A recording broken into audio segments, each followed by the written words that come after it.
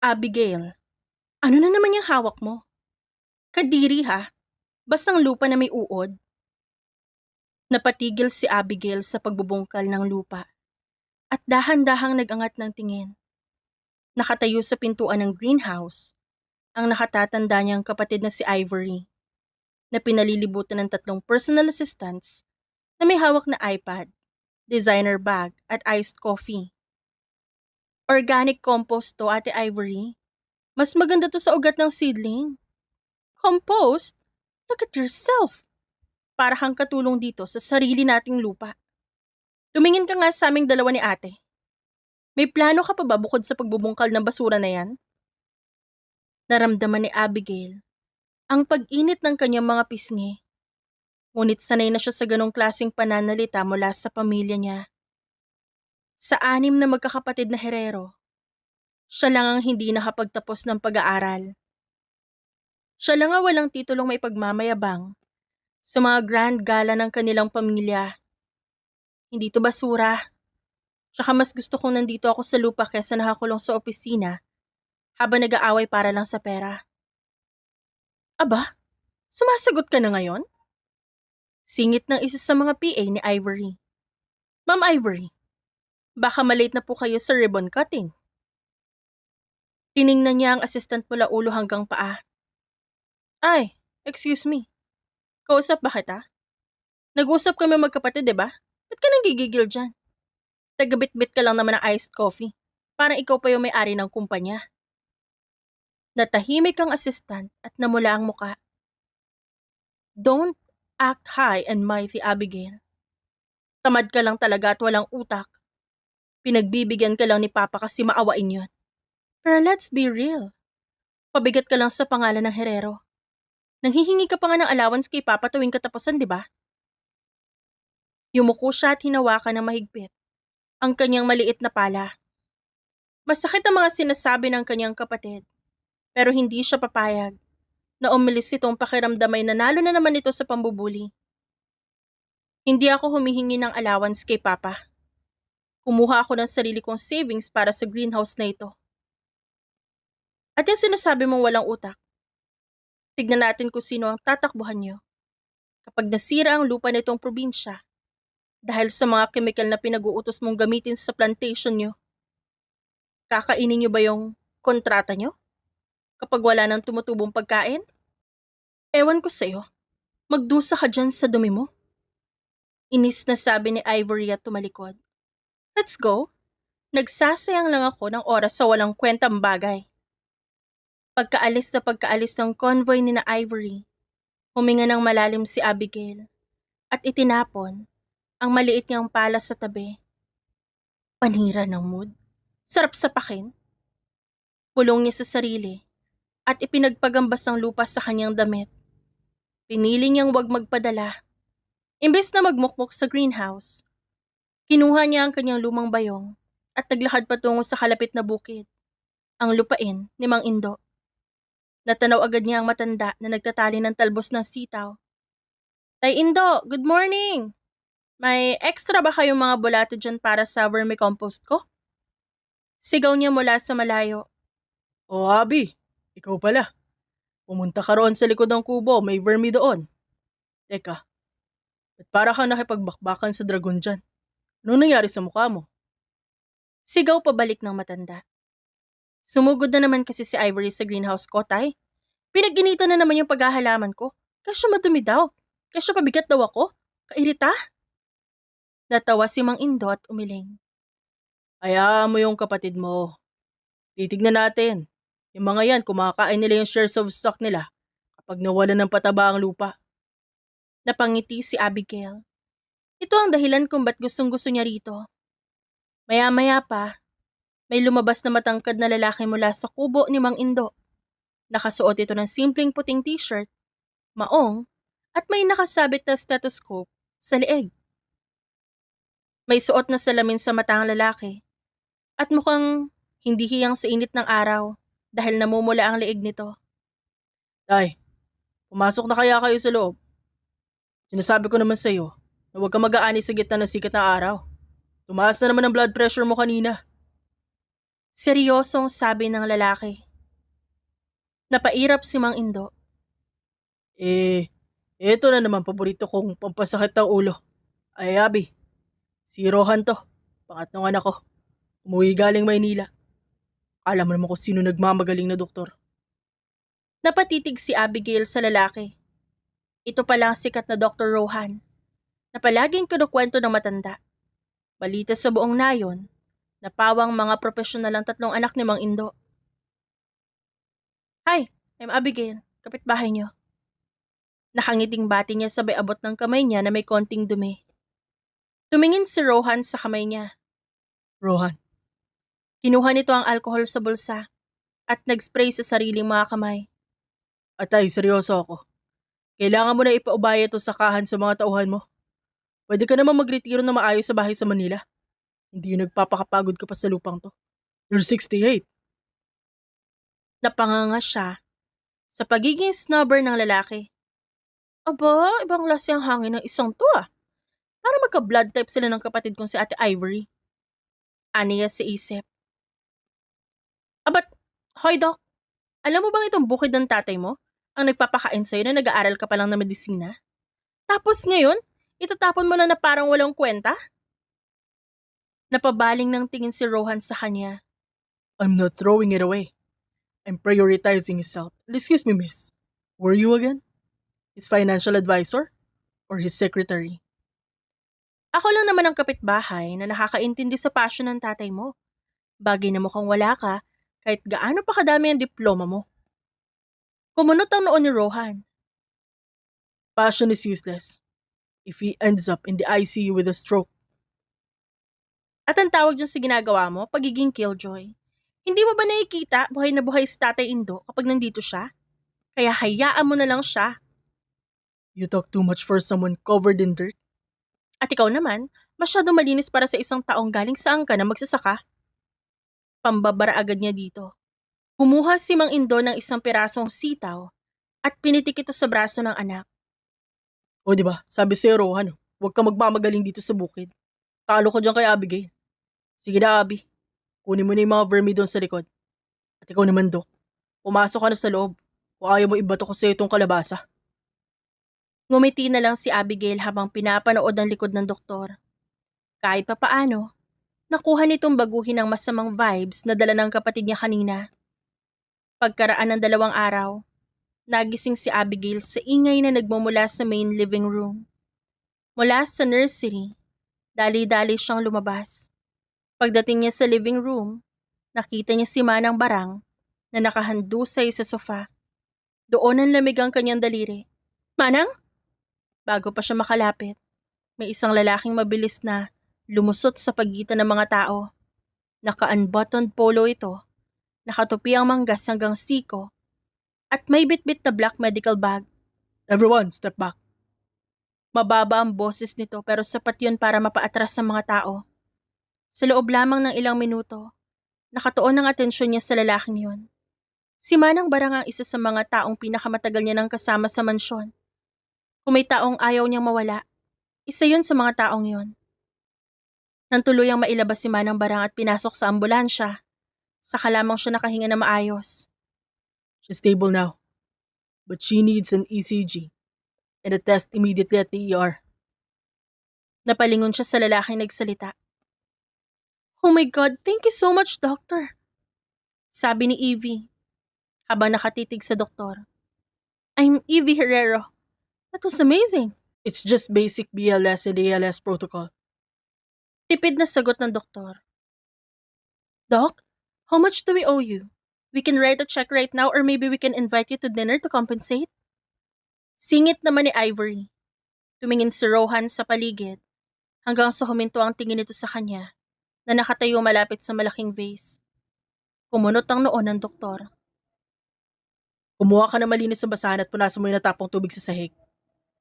Bago pa man madulas ang iba. And please wipe your face. Ang dumi-dumi mo. Utos ni Rohan sa kanya.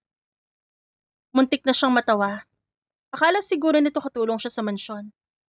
Pero sa halip na itama ang pagkakamali, isang idea ang pumasok sa isip niya. Dinampot niya ang basahan sa gilid at naglakad palapit sa doktor habang nakayuko at bahagyang nakakuba. Opo, sir. Pasensya na po. Sipag niyo naman po, Sir Doc. Malinis pa naman ang kamay niyo kesa sa future ng pamilyang ito. Gusto niyo po ba ng juice? O baka gusto niyo pong punasan ko rin yung mamahalin yung sapatos mula sa alikabok ng aming hampaslupang tahanan? Nanigas sa mukha ng lalaki. What are you talking about? Bago pa siya makasagot, mabilis na sumingit si Evie. Abby, ano ba? Malis ka nga dyan, pumunta ka na sa kusina at magtimpla ng chamomile tea para kay Doc Rohan. Lalong lumapad ang ngiti niya. Opo, Ma'am Evie. Masusunod po, senyorita. Napansin niyang biglang natahimik ang doktor. Tumingin ito kay Evie at saka bumalik sa kanya. Wait, Abby? Abigail? Napaayos siya ng tayo. Ako nga po, Sir Doc. Abigail Herrero po, ang napagkamalan yung katulong sa sarili naming mansyon. Biglang namula ang leeg ng lalaki. You're a herero. Yes, Doc. Napangiti siya ng malawak. Abigail, shut up. Doc Rohan, please ignore her. She's the weird sister of this family. Mabilis na inayos ni Evie ang buhok bago ngumiti kay Rohan. By the way, I heard you're staying here for a few weeks. Maybe I can tour you around the hacienda. Thank you for the offer, Miss Evie. But I prefer walking. Tumingin naman ito sa kanya. At ikaw, stop acting, it's annoying. Kinuha nito ang medical bag at mabilis na lumabas ng mansyon. Ilang linggo matapos ang nangyari sa mansyon, dumating ang kinatatakutan ni Abigail. Matindi ang pagkaubos ng sustansya ang tumama sa mahigit 20 ektaryang taniman ng mga herero. Mabilis na nanilaw at nabulok ang mga dahon ng tubo at saging. Ayon sa pagsusuri sa lupa, halos patay na ito dahil sa labis sa paggamit ng kemikal na pataba at pamatay peste. Dahil dito, milyon-milyong piso ang nawala sa Agricultural Division ng pamilya sa loob ng 2 quarter. Sa isang emergency family meeting sa mansyon, mainit ang ulo ni na Evie at Ivory habang nakatutok sa kanilang mga iPad. We need to double the chemical dosage. Mag-import tayo na mas matapang na fertilizer mula Vietnam. Cannot afford another zero-yield harvest this season. Gigil na sabi ni Ivory. Are you insane, ate? Ang problema nyo, pinalalala nyo lang ang acidity ng lupa. Patay ng mga beneficial microbes. Kahit buhusan nyo na 1 toneladang kemikal, hindi yan sisipsipin ng mga ugat. Singit ni Abigail sa usapan. Inirapan siya ni Ivory. Oh please, Abigail. Kailan ka pa naging agronomist? Just because you play with worms in your greenhouse doesn't mean you know how to run a multi-million peso agricultural business. May ginawa akong solution. Crop rotation. Gamit ang legumes para mag-fix ang nitrogen sa lupa. Massive application ng vermicompost para maibalik ang organic matter. At pagtatanim ng marigold at neem trees bilang natural pest deterrents. Mura lang to. At maumpisahan agad sa 5 ektarya. Tinignan ni Evie ang notebook na hawak. Crop rotation. Composting? Abby, napag-iiwanan ka na ng panahon. Business is about speed and scale. Wala kaming oras para maghintay sa mga natural methods mo. Leave the decisions to the experts. Hindi siya pinakinggan. Binasura ng kanyang mga kapatid ang kanyang plano at nagdesisyong bumili ng mas mamahaling kemikal. Dahil sa matinding frustration, naglakad si Abigail patungo sa bukid ni Mang Indo, bitbit ang kanyang notebook. Doon sa kubo, nahanap niya si Mang Indo na nagpapahinga, habang si Rohan naman ay nakaupo sa papag, nakasalamin, nagbabasa ng isang medical journal habang nagtitipa sa laptop nito. O Abby, parang Biyernes Santo yung mukha mo. Tanong ni Mang Indo. Pinagsak niya ang sarili sa bangko. Ang tatanga ng mga kapatid ko, Tay Indo. Nasisira ang buong lupain namin pero mas gusto nila magtapon ng milyon-milyong piso para sa kemikal kaysa subukan yung organic restoration plan ko. Porque wala akong degree, bali wala lang sa kanila yung pinagpuyatan ko. Akin na nga yung notebook mo. Biglang utos ni Rohan. Napakurap-kurap si Abigail. Ha? Bakit? Just hand it over. Malamig na sabi ng doktor. Iniabot niya ang notebook. Binuklat ni Rohan ang mga pahina. Your data logic is sound. Biochemistry makes sense. By rehabilitating the soil biome, instead of stripping it. You're reducing systemic inflammation of the land, if I were to put it in medical terms. Nalaglagan pa nga niya sa narinig. Wait, naintindihan mo? At sinasabi mong tama ako? I'm a surgeon, Abigail. I recognize a good treatment plan when I see one. Your sisters are treating the symptoms with toxic meds instead of curing the root cause. It's a bad practice. Napangiti si Mang Indo sa tabi. Sabi sa'yo, Abigail eh. Matinurin niya si Doc mag-isip kapag di nagmamagaling. Thanks, Doc. At least alam ko hindi ako nababaliw, no? Tinitigan siya ni Rohan ng ilang segundo. If they won't let you test it on their land, test it somewhere else. Prove them wrong with the results. May 5 ektarya pa pala akong sariling lote sa dulo ng hasyenda na pamana ni Lola. Doon ko gagawin. Good. At kapag gumana yan, siguraduhin mo sisingilin mo sila ng mahal para sa consultation fee mo. Bahagyang natawa si Abigail. Aba, marunong ka na rin maging kapitalista ngayon ah. Baka pwedeng ikaw na lang maging business partner ko. I have surgeries to perform, Miss Herrero. But I'll check your progress next week. Sa loob ng sumunod na 3 buwan, gamit ang sarili niyang pondo, tuloy-tuloy ang pakikipagtulungan ni Abigail kay Mang Indo at sa iba pang maliliit na magsasaka sa barangay. Tinulungan niya sila ng wastong paggamit ng natural na pataba. Nagkaroon ng malaking gulo nang biglang dumating ang Pangulo ng Pilipinas sa kanilang probinsya. Kasama ang mahabang hanay ng sasakyan ng gobyerno, mga opisyal ng Department of Agriculture, at syempre, ang buong pamilya na Herrero na nakapormal na damit. Nakatayo si Abigail sa gitna ng 5 ektarya lupain na napansin niyang dumadami ang mga sasakyang papalapit sa hangganan ng hasyenda. Agad siyang tumigil sa pag-aayos ng mga kahon ng bagong ani. Balak sana niyang ituloy ang ginagawa niya na makita niyang may isang lalaking nakaputing polo na papalapit. Kasama ang mga bantay. Natigilan siya sandali. Mula sa kinatatayuan niya, narinig niya ang tanong ng Pangulo. Ano ang nangyayari doon? Sabay itinuro ang kanyang sakahan. Bago pa man siya makalapit, mabilis na humarang si Ivory. Ah, Mr. President, that's just a minor personal hobby plot managed by our youngest sister. Our main commercial plantation, the ones with high-tech chemical irrigation, is over here. No? I want to see that. Naglakad ang Pangulo patungo sa kanya. Mabilis niyang pinunasan ang kanyang mga kamay sa kanyang apron bago sila sinalubong. Magandang umaga po, Mr. President. Halos hindi siya makagalaw sa kaba. Ngunit na mapansin niya nakatingin ng Pangulo sa kanyang pananim, nakahinga siya ng maluwag. Sinuri nito ang lupa at ang ilang pananim bago nagsalita. I've been reading soil degradation reports from this region all morning. But this soil, it's healthy, rich and alive. Your harvest looks top tier. Paano mo ginawa to nang hindi gumagamit ng mamahaling imported fertilizers? Tumingin si Abigail sa lupa at pagkatapos ay sa mga magsasakang abala sa pag-aani. Unti-unti siyang kumalma at naging komportable. Ipinaliwanag niya ang paggamit ng patabang gawa sa mga materyales na matatagpuan lamang sa paligid, kung paano nila ibinaba ang malaking gastos sa pamamagitan ng paggamit ng mga bagay na karaniwan ang itinatapon ng mga ibang tao. Sa totoo po, hindi naman po kailangan mahalang paraan ng pagkakaroon ng magandang resulta ng pananim.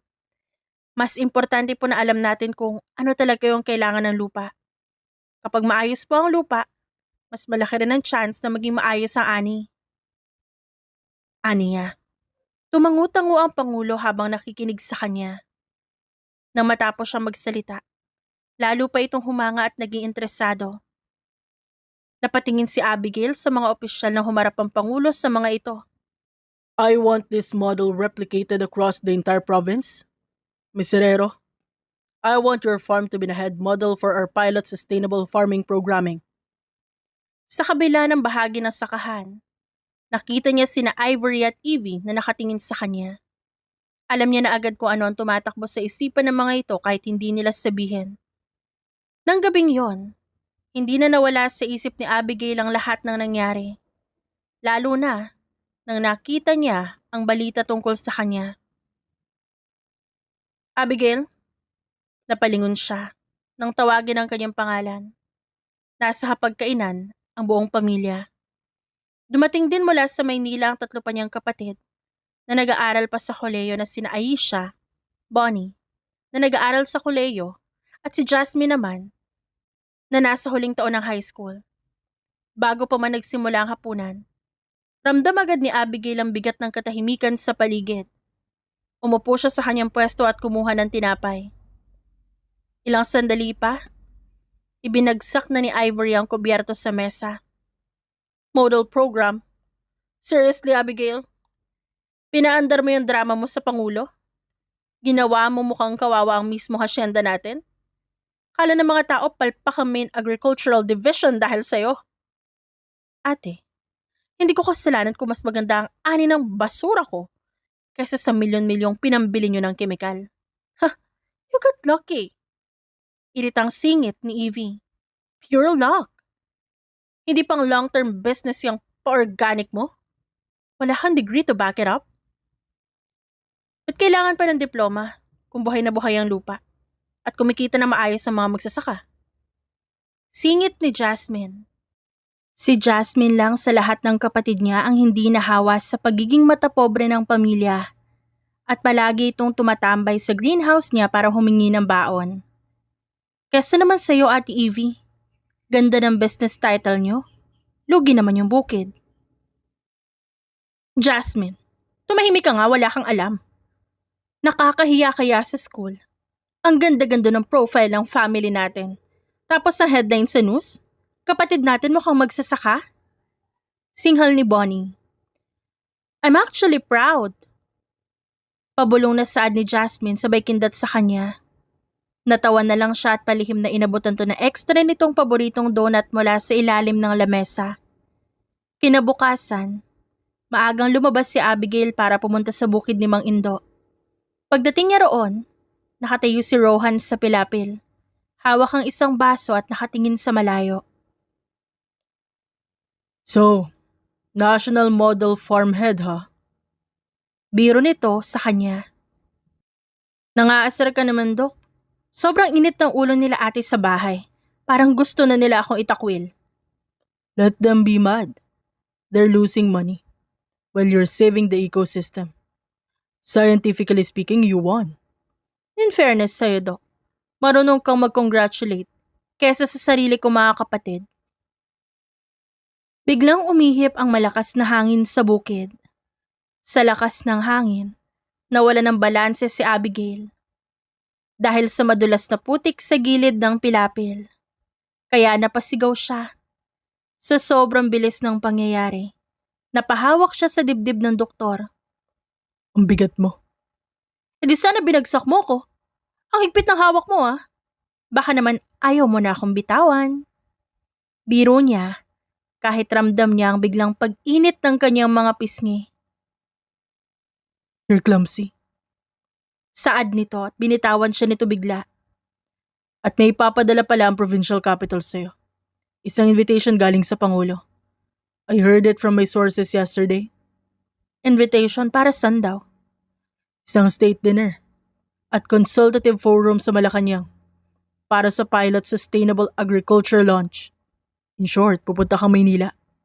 Seryoso ka ba? Ako inibitahan ako sa Malacanang? Hindi lang ikaw. Inimbitahan din ng buong pamilya Herrero bilang pangunahing stakeholders ng agri-sector sa rehiyon. Wish you luck surviving dinner tonight. Siguradong sasabog ang mansyon nyo kapag nalaman ni na Ivory yan. Dok, huwag mo nga akong takutin. Singhal niya. Pag-uwi ni Abigail sa mansyon ng hapong yon para kumuha ng bagong seedling trays, naabutan niya ang buong pamilya sa sala. Nakalapag sa center table ang 3 gintong sobre na may opisyal na selyo ng Office of the President. This is unacceptable. Bakit nakasulat dito, Miss Abigail Herrero and Family? Bakit ikaw ang main addressee? We are the executives of the Herrero Corporation? Padabog na isinaradong muli ni Ivory ang invitation card. Ate, hindi ko naman po hiningi yan. Malay ko bang iimbitahan din ako? Do you have any idea how bad this looks? Press representatives are calling every 10 minutes. Tinatanong ko anong gown ang susuotin ng organic agriculture hero ng mga herero. Gown? Nanlaki ang mga mata ni Bonnie habang nakatingin kay Abigail mula ulo hanggang paa. Wait, pupunta ka sa Malacanang nakasama kami? Ate Abby, no offense man. Pero ang pinakabonggang damit mo ata sa cabinet ay yung Sunday dress mo noong 2022. Aba, edi ako nalang mag-ayos sa kanya. Proud na singit ni Jasmine na kalalabas ng galing kwarto nito. Bilhan kita ng boots, Ate Abby. Yung mukhang hasyendera talaga. Manahimik ka nga, Jasmine. Halos magkasabay na sigaw ni na Ivory at Bonnie. Kung gusto nyo, wag na lang kayo pumunta.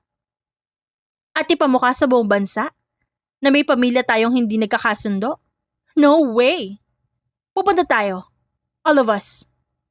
Humarap si Ivory kina Bonnie at Evie. Bonnie, call your stylist. High fashion kung high fashion. Sisiguraduhin nating ang Herero Main Division pa rin ang mukha ng kaganapang ito. Pagdating ng Biyernes ng gabi, pumunta nga ang buong Herero. Nang pumasok si Abigail sa Grand Ballroom, nakita niya nakaupo si Rohan doon. Napapaligiran ito ng mga sikat na surgeon at foreign delegates. Nagtagpo ang kanilang mga mata, kaya bahagyang napatigil si Rohan sa pakikipag-usap. Pero bago pa man siya makalapit kay Rohan, mabilis siyang nilapitan ng president kasama ang isang matangkad, gwapo at mukhang kinuha sa Korean drama na lalaki. Ang anak nitong si Javier, na kasing edad lang niya. Miss Herrero? So glad you made it. Masayang bati ng Pangulo.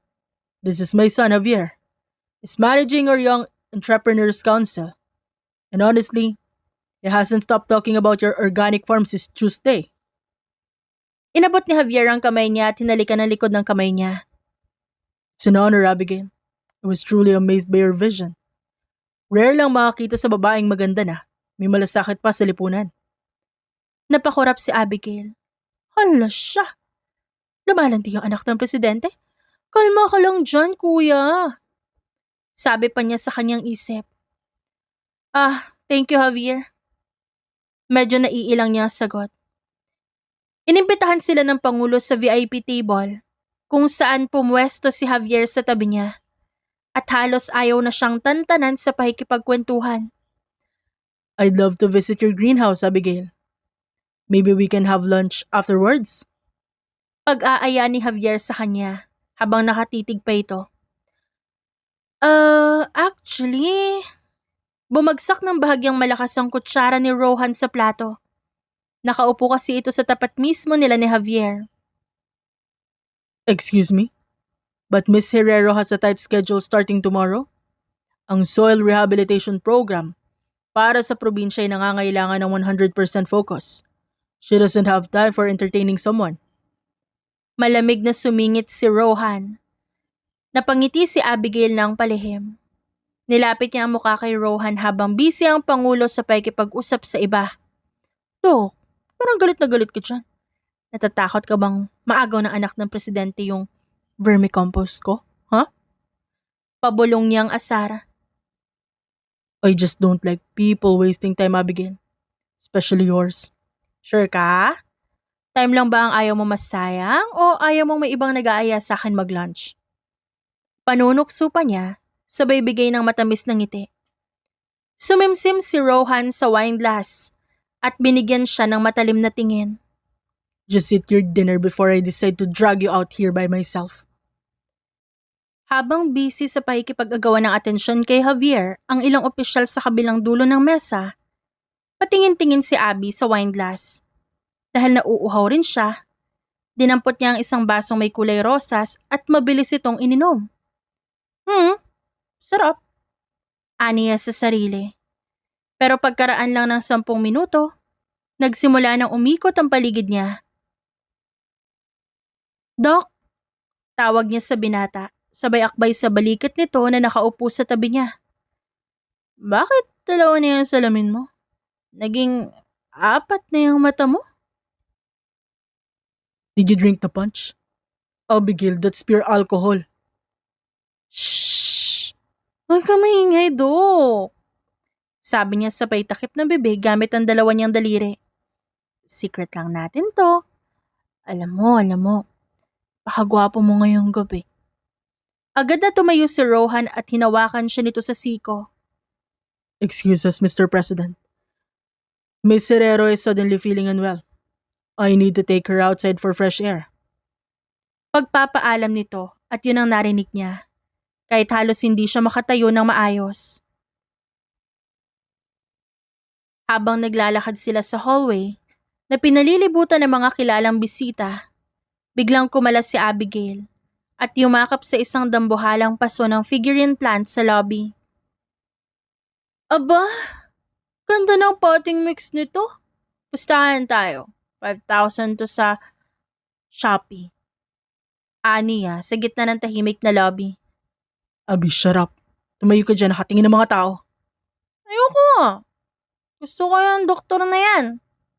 Ani niya sabay ngiti ng malapad habang nakaturo sa lalaki. Sungit-sungit pero masarap yan mag-alaga ng bulate. Oy, mga tao. Alam niyo ba, inalikan niyo yung pilapil nung isang araw para lang saluhin ako? I did not kiss the dirt. Gigil na pabulong ni Rohan at mabilis siyang hinawakan sa magkabilang kamay. Pwede ba huwag ka na magsalita? Bakit? Kinakahiya mo ba ako? Emosyonal na sigaw niya sabay nguso. Bigla niyang hinawakan ang magkabilang pisngi nito at halos magdikit ang ilong nila. Ganda ng mata mo, Dok. Abigail, umuwi na tayo. Ako na magmamaneho. Aba, demanding. Sige na nga. Piggyback ride.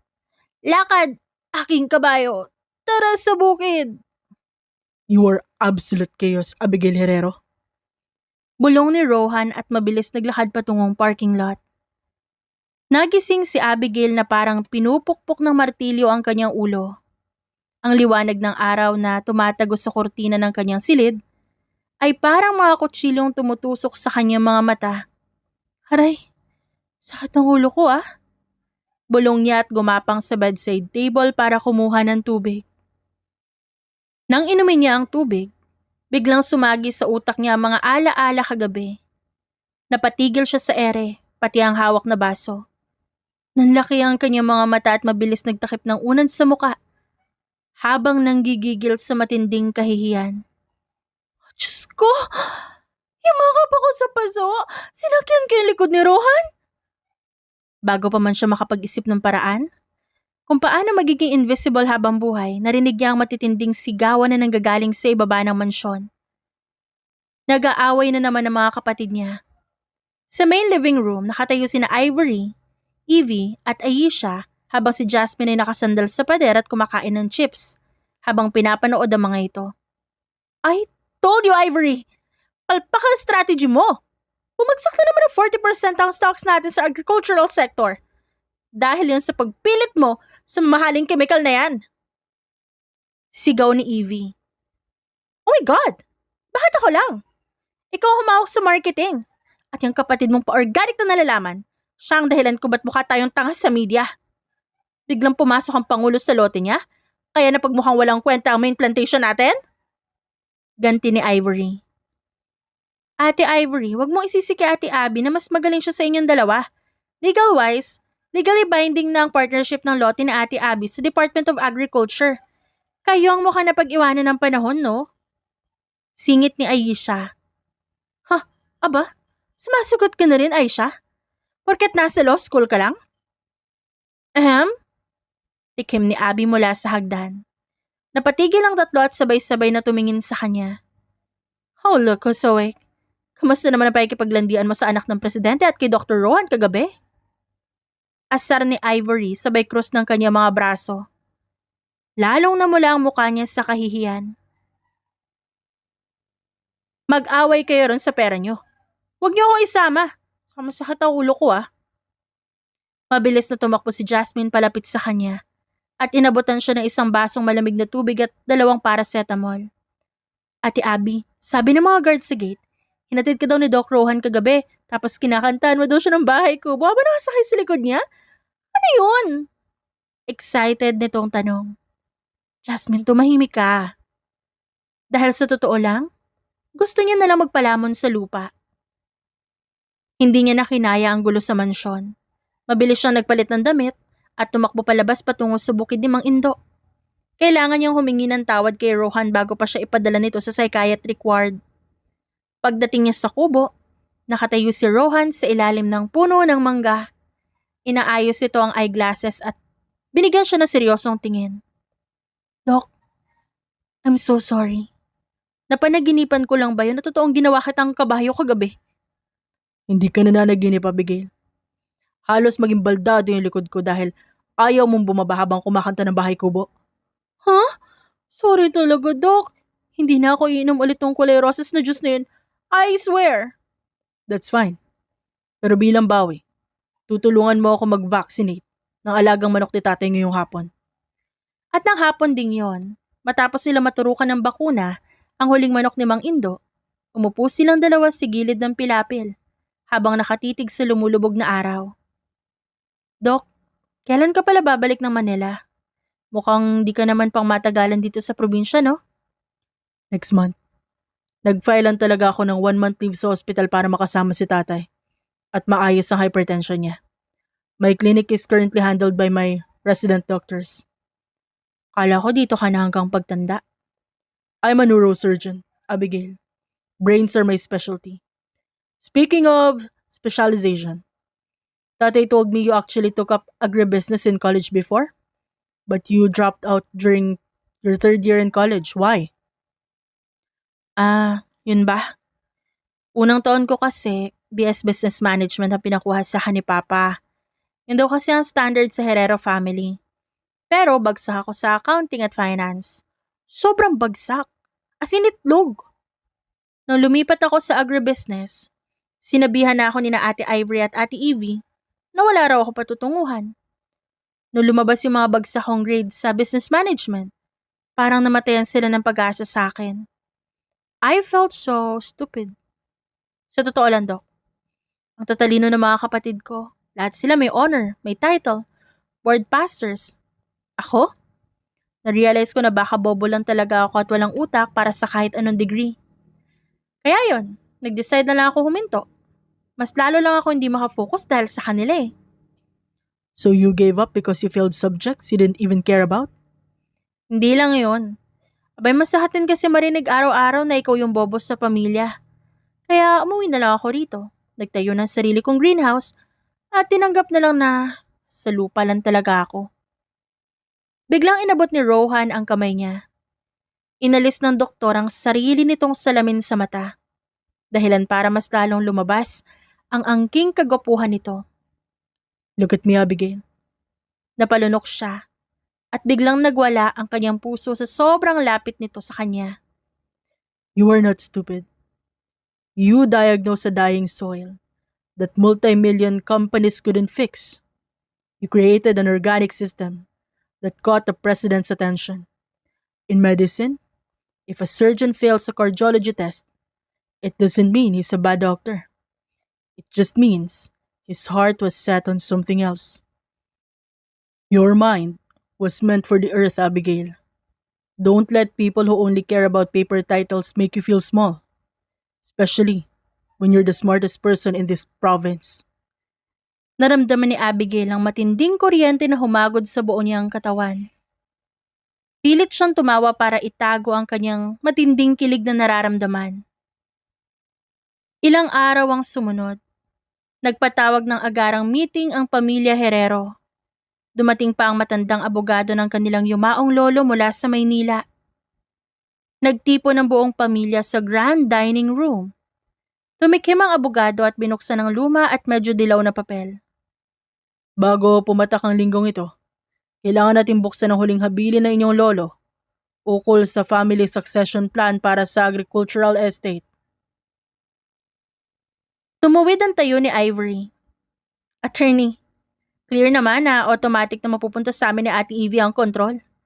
Kami lang naman ang humahawak ng agricultural division mula pa noon, di ba? Hindi ganyan na nakasulat, Iha. May espesyal na kondisyon ang lolo nyo. Sabi rito, ang apo na makakapagpatunay na kaya niyang palaguin at alagaan ang lupa ng may magandang ani. Siya lang ang magkakaroon ng permanenteng kontrol sa buong agricultural estate. Bumagsak ang panga ni na Ivory at Evie. What? So paano susukatin yun? Sa kita? Sa laki ng hasyenda? Sigaw ni Evie. Susuriin ng board mula sa Department of Agriculture ang kalidad ng lupa at ang epekto nito sa kalapit ng mga magsasaka sa nakalipas na mga taon. Wait, attorney, that's absurd. Ang evaluation ng DA ay nakabase sa past performance. Kami ni Ate Evie ang nagpapatakbo ng main plantation.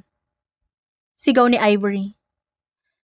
At ayon sa paunang report na isinumite ng Regional Office ng Department of Agriculture, matapos ang inspeksyon ng Pangulo noong nakaraang linggo, ang pangunahing plantasyon ng pamilya ay nagtala ng critical soil degradation at mababang microbial count na isang direktong epekto ng over-fertilization ng chemical. Lalong namutla ang dalawa.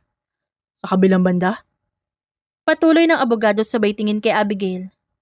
ang nakatala na may pinakamataas na rating sa soil health, crop quality, at community impact sa nakalipas sa 3 taon ay ang 5 ektaryang bioorganic plot at mga kalapit na sakahan na ginabayan ni Abigail Herrero. Napatayo si Evie. What? Si Abigail? She's not even a graduate. Bagsak yan sa college. Hindi diploma ang nakasulat sa testamento ng lolo niyo, Iha, kundi resulta. Lumapit ang abogado sa kanya at inabot ang isang folder. Miss Abigail, as per the legal mandate of Department of Agriculture Evaluation Board, ikaw ang nakatugon sa lahat ng kriteriya ng lolo mo. Starting today, you are the official and sole trustee of the Herrero Agricultural Estate. Nanlaki ang mga mata ni Evie habang pabalik-balik ang tingin sa abogado at sa kanya. Trustee? Sir, are you out of your mind? Sigaw ni Ivory at halos iba to ang bag nito sa mesa. Si Abigail gagawin yung tagapamahala ng buong estate? Ano bang alam niya kung di maghukay ng lupa araw-araw? Ate Ivory, sumusobra ka na yata. Sabi ni Aisha. Shut up, Aisha. Sudyante ka pa lang, huwag kang sumali dito. Sigaw ni Evie sabay turo kay Abigail. Attorney, hindi makatarungan to. Hirap na nga ang kumpanya dahil sa ginawa niyang bioorganic na pinagmalaki niya pa sa Pangulo, tapos ibibigay niyo sa kanya lahat? Baka sa loob lang ng isang buwan gawin niyang tambakan niyang buong asyenda ng kung ano-anong ewan. Actually, Ate Evie, singit ni Jasmine habang kumakain. Mas okay pa nga yung paraan ni ate kaysa sa milyon-milyong ginastos sa chemical na sumira lang pala sa lupa. Sabi nga ni attorney, Jasmine, shut up. Tatanggalin ko allowance mo. Banta ni Ivory. Nagsalita na rin si Abigail. Huwag ka matakot kay Ate Ivory, Jasmine. Di naman siya nagbigay ng allowance mo. At sa inyong dalawa, hindi ko naman hinihingi ito eh. Pero kung resulta ang pag-uusapan, hindi ba't kayo ang sumira sa lupa at ako ang nagayos? Kapal na mukha mo ah. Porke napansin ka ng presidente, akala mo kung sino ka na. Wala ka naman degree eh, bobo ka pa. Sigaw ni Evie. Anong kaguluhan ito? Biglang tumahimik ang lahat.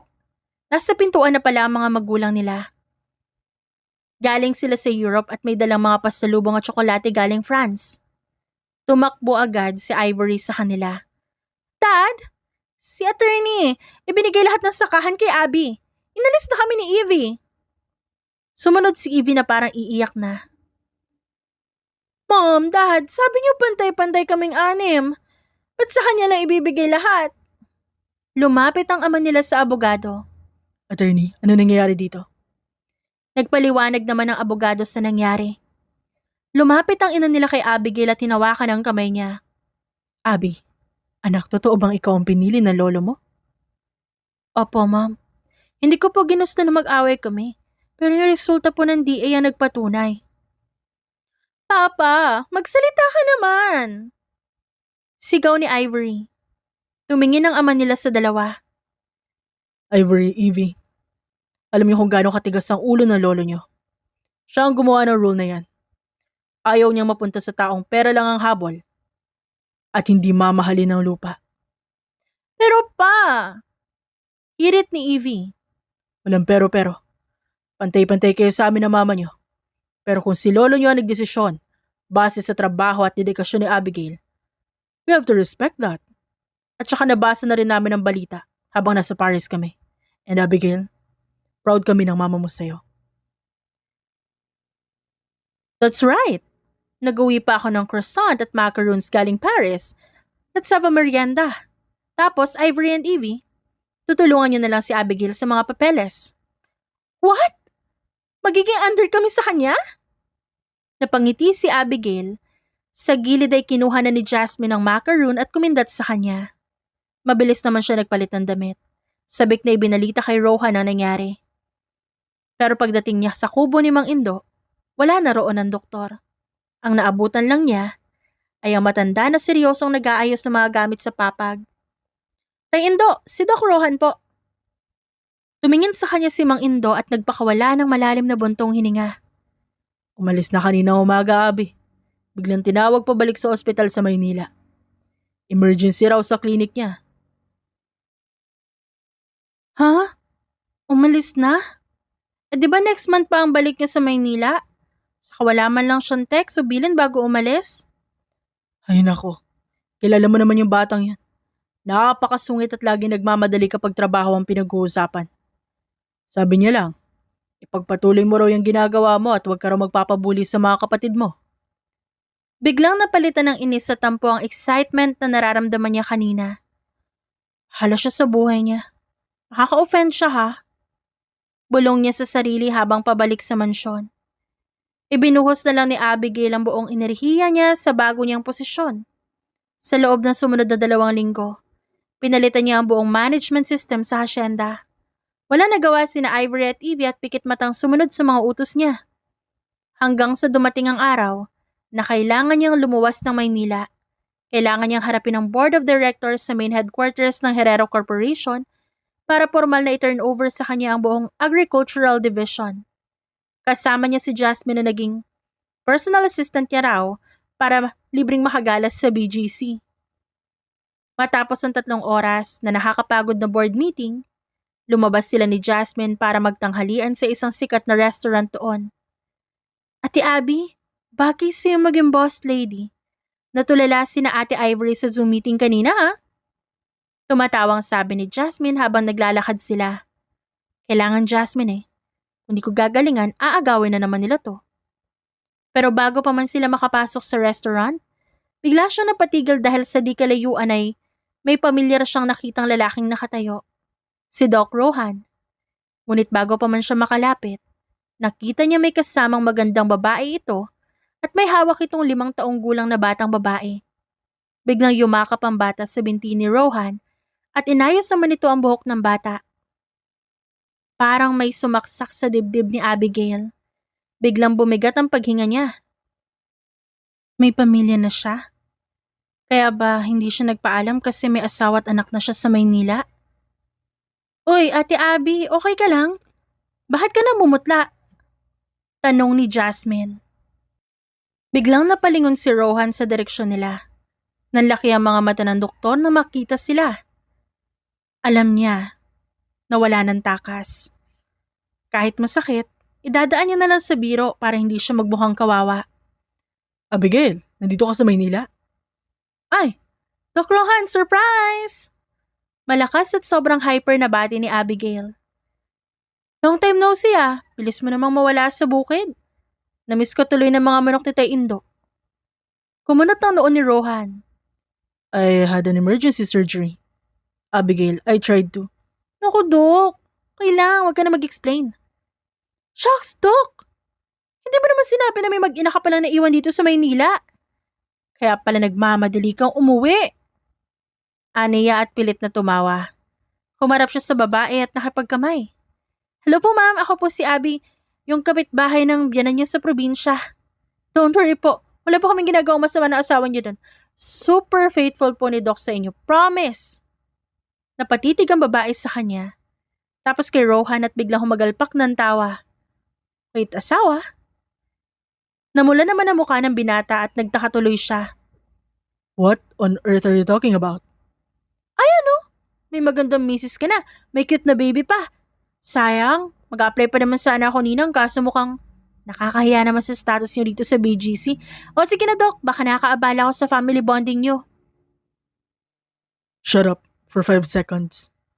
Ate, kinakabahan ako sa'yo. Tumahimik ka na muna. Pigil sa kanya ni Jasmine. Inayos ng binata ang hawak sa bata at tinignan siya ng matalim. This is Dr. Camille.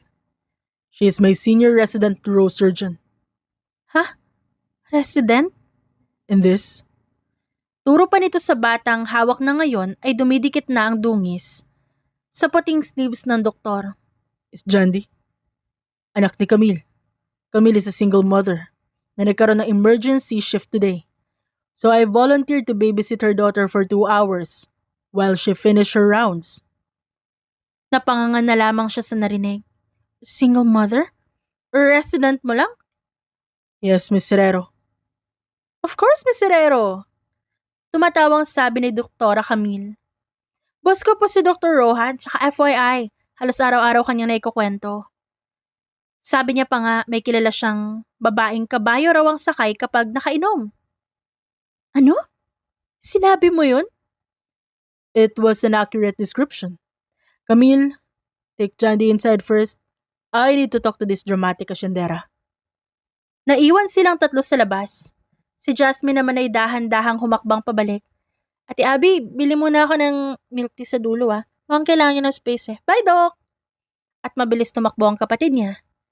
Napalunok ng sariling laway si Abigail.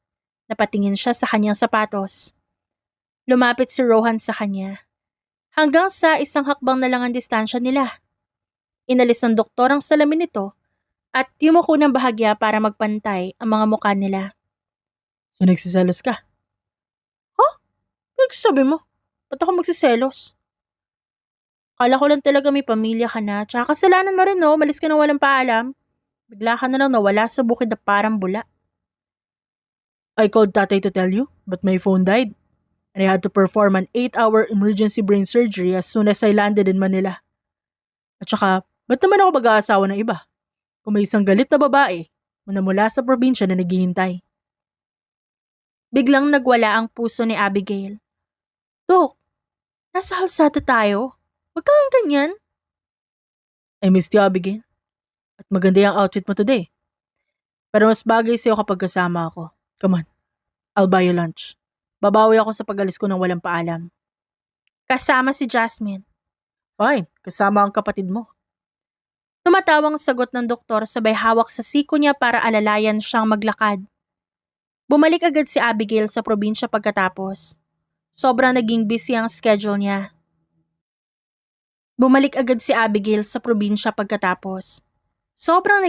ang schedule niya. Halos maubos ang oras niya sa pag-ikot sa sakahan. Pakikipag-usap sa mga magsasaka at pag-aayos ng mga kontrata.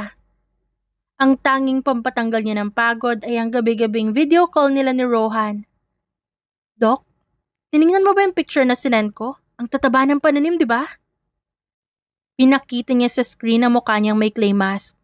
Sa kabilang linya, natawa na lang si Rohan na mukhang katatapos lang sa klinik. You look like a green alien, Abigail. Pero yes, maganda ang kulay ng mga dahon. Just make sure you get enough sleep. Ayoko umuwi dyan na puyat ka. Magiging dry ang balat mo kapag ganun. Ew, nag-aalala ka sa skincare ko. Umuwi ka na kasi rito, panay ka video call. Namimiss ka na ng mga manok ni tatay mo Feeling ko nade-depress na sila. The chickens o nagpapakain sa kanila? Hirit naman ng doktor. Che, matutulog na ako. Mabilis na patay niya sa call, sabay hawak sa dibdib na nagwawala na naman sa kilig. Pero hindi naging ganun katahimik ang lahat. Habang sina Abigail ay busy sa pagpapalago ng estate, hindi pa rin pala sumusuko sina Ivory at Evie. Ate Abby, alert level 100! Sigaw ni Jasmine sa phone. Si Ate Ivory at Ate Evie, balak bombahin ng chemical yung mga gulay mo mamaya madaling araw para bumagsak ka sa DA inspection. Naningkit ang kanyang mga mata sa narinig. Ganun pala. Sige, laro tayo. Dumating ang buong inspection team mula sa Department of Agriculture. Kasama pa ang mga magulang nila para manood. Mamaya, dumating din sina Ivory at Evie. Good morning, inspectors. I hope you check everything thoroughly. Mahirap na baka may mga chemical dyan na hindi natin alam? Nakangiting bati ni Ivory. Oo nga po, baka peke lang pala yung pagka-organic. Don't worry, Ate Ivory. Sobrang linis ng mga pampublikong gulay na ibabiyahe natin ngayon. Saka pala, nagpalit ako ng storage assignment kagabi. Chill na sabi ni Abigail. Napatigil sina Ivory at Evie. Ano sabi mo? Kagabi kasi, inilipat ko ang lahat ng totoong harvest natin sa warehouse B. Yung nasa warehouse A kung saan kayo nag-spray kagabi? Yun yung mga rejected na chemical crops galing sa lumang plantasyon na itatapon sana ngayong umaga. Bumagsak ang panga ni na Ivory at Evie. Wait, what? Hysterical na sigaw ni Ivory. So basically, ang binuhusan nyo ng sobrang chemical kagabi ay ang sarili nyo mga bulok na pananim galing sa division nyo. Tapos nakukunan pa kayo ng CCTV habang ginagawa yun kaninang 2 a.m. Singit ni Jasmine sabay subo ng chips. Ipinakita ni Abigail ang iPad niya kung saan malinaw na malinaw ang footages ng dalawa. Naglagay kayo ng chemical? Biglang sigaw ng ama nila. Sa lakas ng boses ng kanilang ama, napaatras sina Ivory at Evie. Galit na mukha ng matandang lalaki. Habang ang kanilang inay napahawak sa dibdib sa matinding pagkagulat. Dahil nagkamali lang, subok na paliwanag ni Evie. Shut up. Kala ko ba simpleng tampuhan lang ito? Ibabagsak niyo ang sarili nating negosyo para lang sirain ang kapatid niyo? Nagpapakapagod ang kapatid niyo na ayusin ang pangalan ng pamilya tapos kayo gagawa ng kabulastugan? Dad, please! Iyak ni Ivory. Mula ngayon lahat ng credit cards niyo dalawa ay frozen. Tatanggalin ko kayo sa board ng Herrero Corporation. Magtrabaho kayo sa opisina bilang regular encoders hanggat di niyo natututunang irespeto ang pamilya at ang trabaho ng kapatid niyo. What? Encoders? Sabay na sigaw ni na Ivory at Evie. At kapag narinig ko pa na ginalaw niyo si Abigail, sa Maynila ho kayo itatapon ng mga walang sasakyan at allowances. Naintindihan niyo? Walang nagawa sina Ivory at Evie kundi maiyak at mapayoko sa matinding kahihiyan sa harap ng mga opisyal ng DA at ang sarili nilang mga magulang. Napailing na lang sina Aisha at Jasmine sa gilid. Opisyal na ring napasa ang export papers ni Abigail nang walang anumang bawas sa kalidad. Habang nakaupo siya sa pilapil ng kanyang greenhouse ng hapong yon, nagring uli ang phone niya. Video call ito mula kay Rohan. Nang i-accept niya ang call ay napangiti siya na makitang nakasandal si Rohan sa passenger seat ng kotse nito. Dok, nabalitaan mo na ba yung nangyari sa mga kontrabida kong kapatid? I know, narinig ko kay Jasmine. Wait, teka, bakit parang pamilyar yung kalsada na yan? Dahil nandito na ako sa gate ng mansyon niyo, Miss Herrero. Baba ka na dyan. Patakbong lumabas si Abigail mula sa kanyang greenhouse patungo sa main gate ng mansyon. Hinihingal man at medyo magulo ang buhok, tila nawala ang lahat ng pagod niya na mabuksan ang gate at makita si Rohan na nakasandal sa kotse nito. Dok, hala ko ba next week ka pa bababa galing Maynila? Sabi mo puyat ka dahil sa 2 sunod-sunod na surgery. I was tired, yes. They figured mas mabilis ako makaka-recover kung nandito ako. Anito at inabot sa kanya ang bouquet. Napatigil si Abigail at napatitig sa sunflower at napangiti. Sige na nga, nakakilig ng konti. Pero teka, paano mo agad nalaman yung nangyari kina Ate Ivory at Ate Evie? Sinumbong ba talaga ni Jasmine? Sino pa ba? Nag-send pa nga siya ng video recording ng sigaw ng dad mo sa group chat niyo. Sabi niya, Kain tayo chips, nanonood kami ng drama. Ginaya pa nito ang boses ng kapatid niya. Lumapit ng konti si Rohan sa kanya at sapat na ang distansya para maamoy niya ang pabango ng doktor. Proud of you, Abigail. Pinatunayan mong hindi mo kailangang bumaba sa level nila para manalo. So ngayon, i-date mo ba ako o papakainin mo uli ako ng sitaw at kalabasa sa kubo ni tatay? Wow demanding. Sige na dahil nandito ka, libre kita ng isaw at kwek-kwek sa plaza. Isaw? That's high cholesterol. Arte mo, Dok. Minsan lang to. Tara na! Mabilis na lumipas ang 2 taon. Sa loob ng 2 taon na yon, opisyal na naging sina Abigail at Rohan. Kahit medyo hassle nung una dahil malayo ang ospital ng neurosurgeon sa asyenda, Nagawa pa rin nilang patunayan na kayang labanan ng totoong pagmamahal ang long-distance relationship. Sa katunayan, kasalukuyan na nilang pinaplano ang kanilang kasal. Samantala, matapos ang 2 taong parusa bilang regular encoders na may minimum allowance ay natutong magpakumbaba sina Ivory at Evie. Bumalik na rin sila sa mga posisyon nila. Isang Martes ng umaga nang dumating ang convoy ng mga banyagang investors mula Japan, kasama ang ilang matataas na opisyal ng Department of Agriculture. Todo bihis sina Ivory at Evie habang naghihintay sa tapat ng main administration building. Samantala, mas pinili ni Abigail na manatili sa Demo Farm 1. Abala siya sa pagtatanim ng mga bagong seedlings. Hindi niya kailanman nagustuhan na magbihis ng formal para lang sa mga bisita. Nang huminto ang 3 luxury vans sa tapat ng building, mabilis na bumaba ang mga bisita. Naunang lumapit ang isang Japanese delegate na nagngangalang Mr. Tanaka. Kasunod nito ang Filipina executive assistant na naka-stilettos at may dalang payong sa kabila ng tirik na sikat ng araw. Formal na sinalubong ni na Ivory at Evie ang grupo. Welcome to Herrero Agricultural Estate, Mr. Tanaka. I'm Ivory, Head of Corporate Operation, and this is Evie, Head of Marketing. Where is Miss Abigail Herrero, the sole trustee and agri-mastermind? Tanong na executive assistant at tumitingin sa paligid. Sabi sa report, siya ang kakausapin namin ukol sa Soil Biome Protocol. Yes, she's actually around here. Napakamot ng ulo si Evie. Abby! Uy, Abby! Napatingin si Abigail nang marinig ang boses ng kapatid mula sa kabilang bahagi ng pilapil. Mabilis siyang tumayo at pinagpag ang kanyang apron. Kinuha niya ang maliit na pala at ang timba na may lamang basang pataba bago naglakad patungo sa grupo. Good morning po! Masayang bati niya habang nakangiti ng malapad. Ngunit bago pa siya tuluyang makalapit, napansin niyang nakatitig sa kanya ang executive assistant. Mula ulo hanggang paa ang tingin nito. Lalo na sa kanyang maruming maong, basang bota at kamay na puno ng putik. Unti-unting nagbago ang ekspresyon nito. Sumingit ang isang babaeng executive. Miss, excuse me, bakit ka lumalapit dito? Di mo ba nakikita may mga VIP guests? Kumuha ka nga na basahan at punasan mo yung natapong putik sa semento bago pa marumihan ang sapatos ni Mr. Tanaka? Tiningnan niya ang sarili niyang bota, basa at puno nga yun ng putik. Napatingin siya kina Ivory at Evie at pareho itong napahawak sa kanilang noo. Ako po? Oo, ikaw. Alangan namang ako. Sino ba ang supervisor niyo rito? Bakit nagpapapasok ng tauhan na hindi man lang naguhugas ng kamay? Go back to your work and call the senior director or Miss Abigail immediately at nagsasayang kami ng oras. Iritang sabi ng assistant. Mula sa huling van ay bumaba ang isang matangkad na lalaki na nakapormal na polo shirt at eyeglasses. Si Rohan yon.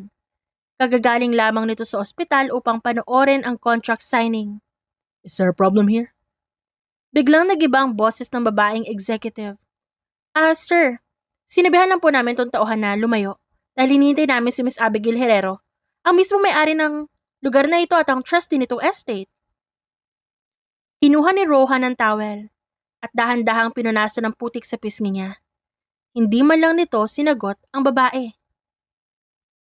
Sabi ko sa'yo magpayong ka kapag nagtatanim ka.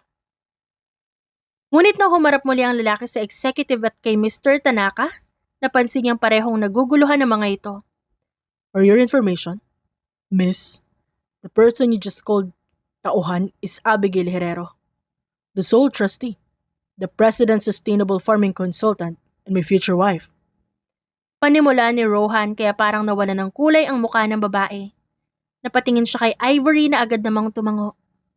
Mabilis na sumingit si Ivory sabay cross ng kamay. Yes, darling, that's our sister. She's the billionaire farmer you were looking for and honestly, sanay na kami na pagkakamalan siyang utility staff dahil ayaw niya mag-dress sa bukid. Sorry po, Miss Herrero. Nauutal at nagpapanik na sabi ng assistant at yumuko hanggang lupa dahil sa kahihiyan. Hindi ko po sinasadya, akala ko po kasi. Natawa na lamang siya at pinagpag ang kamay niya. Ako okay lang po, sanay na ako. Pero ma'am, mas maganda po talaga ang compost kapag basang-basa ang lupa. Kaya kung gusto niyo pong pumirma ng kontrata, Kailangan niya ng dumaan sa putik gaya ko. Napatingin siya kay Mr. Tanaka. Nakita niya na pangiti ang Japanese delegate. Pagkatapos ay pumalakpak ito. Ah, very humble. Authentic farmer. I like her. Sign the contract now. Nang abala sina Ivory at Evie sa pag-aayos ng mga papeles kasama ang mga bisita, marahan siyang hinila ni Rohan palayo sa grupo. Dinala siya nito sa lilim ng punong mangga. Kahit kailan talaga, di ka man na nagpapalit ng damit kapag may bisita. Bakit ba? Mahal-mahal ng bota ko, no? Saka mahal mo naman ako kahit mukha akong magsasaka, di ba? Aniya sabay yakap sa bewang ng doktor. Nakita niyang dumampi ang putik mula sa kanyang damit sa malinis sa polo ni Rohan ngunit wala itong pakialam. That, I cannot deny. Sige na tapusin mo na yan para may kasal na tayo. Napangiti si Abigail habang nakatingin sa lalaking yakap niya. Wala na siyang ibang gustong ayusin kundi ang natitirang trabaho. Dahil pagkatapos noon, may isa pa siyang bagay na kailangang paghandaan. Ang kasal nila ni Rohan. Tinitigan ni Rohan ang sarili sa salamin ng doctor's lounge habang hinuhubad ang kanyang scrub suit. Pagod ang kanyang buong katawan matapos ang 5 oras na neurosurgery. Pero isang tao lang ang nasa isip niya. Kamakailan lang naging mabilis ang pagkalat ng chismis.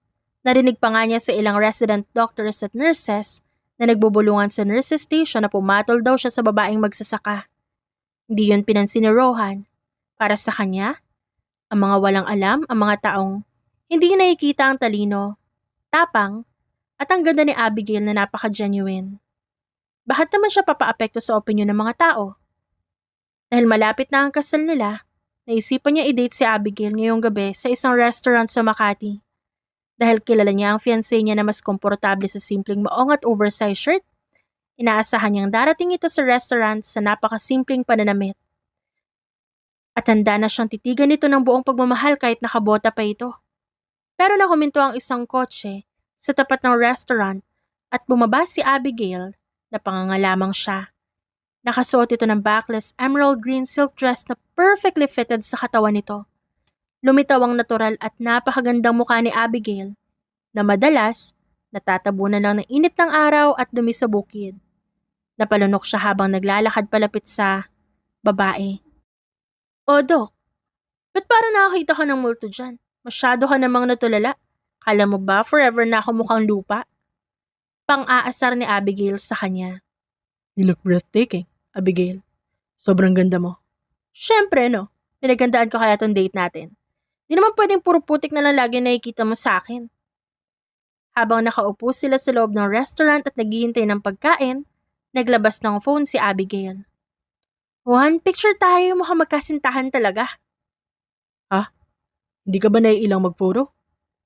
Kilala niya si Abigail na hindi mahilig masyado sa social media. Aba, no way! Alam mo ba, nakakarating kaya sa kanya mga chismis sa ospital niya na pumatol ka lang daw sa hampas lupang magsasaka? Gusto ko lang ipaalala sa kanila na ang magsasakang to kaya maging Diyosa kapag nag-ayos, no? Natawa siya at pumayag na lang. Agad yung in-upload ni Abigail sa internet.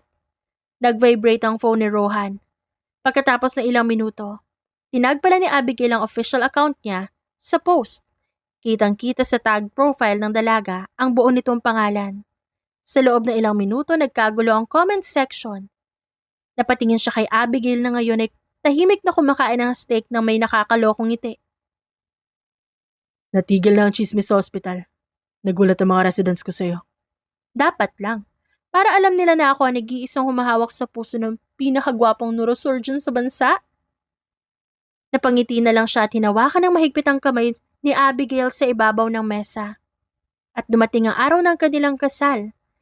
Inayos ni Rohan ang kanyang bow tie habang nakatayo sa tapat na malaking salamin ng dressing room sa lumang simbahan ng lalawigan.